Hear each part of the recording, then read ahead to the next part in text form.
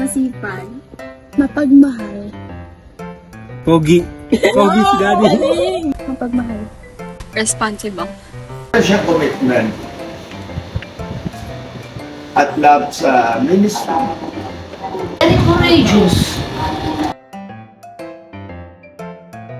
One thing I like about Ninong is yung pagiging maaruga niya sa pamilya niya, yung pagiging sobrang hands-on niya sa lahat. Like, every time na, nung dito ako natutulog na, makikita ko lagi na siya yung nag-aasikaso kila Nina, make sure niya na mayroon silang ganyan, na kailangan nakapag-breakfast sila.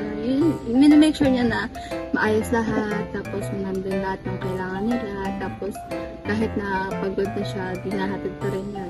Kasi yun, yung parang sobrang, caring niya sa family niya. Siya yung palagi nag-aasikaso at siya palagi nagmamahal sa amin ng tunay. Yung palagi siyang may time sa family niya. Always present. I like his cooking. I like his cooking. Resourceful. Love nga niya sa ministry.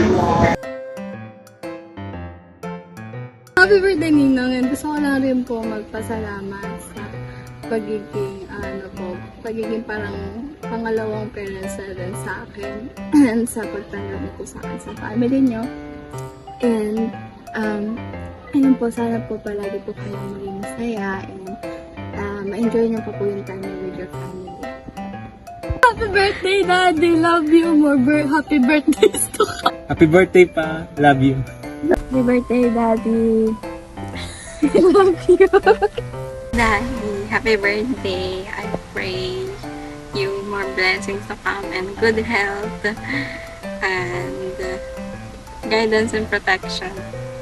Happy birthday! We love you! Hi! Guwapo. Handsome! More life.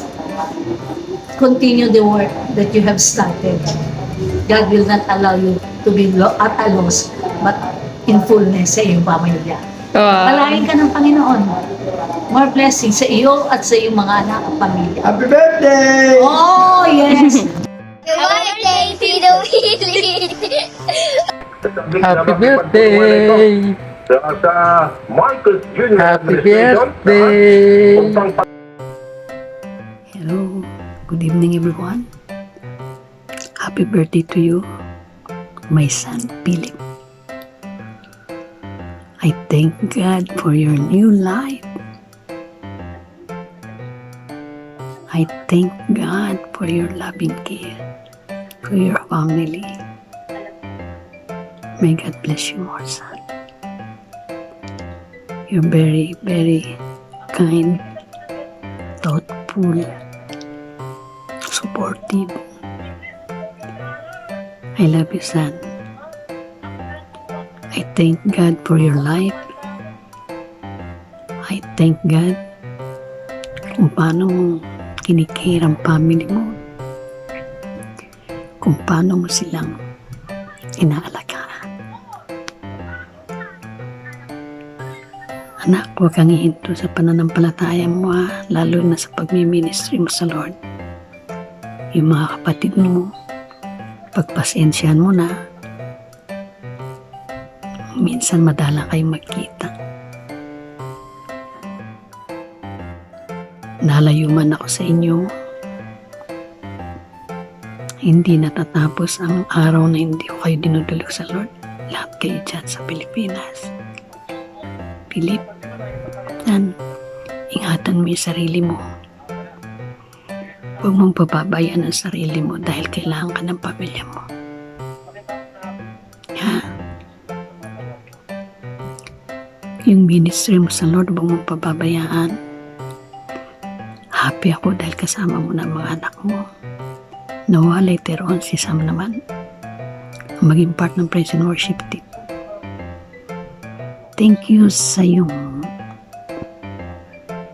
generosity, Panginoon, sa mga taong malapit sa iyo.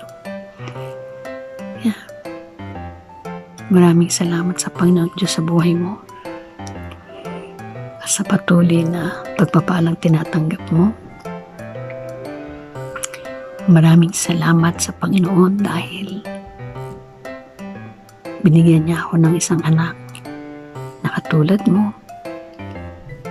Hindi ko makakalimutan yung mga panahon na nandyan ako kung paano mo akong kinikare, especially pag may sakit ako.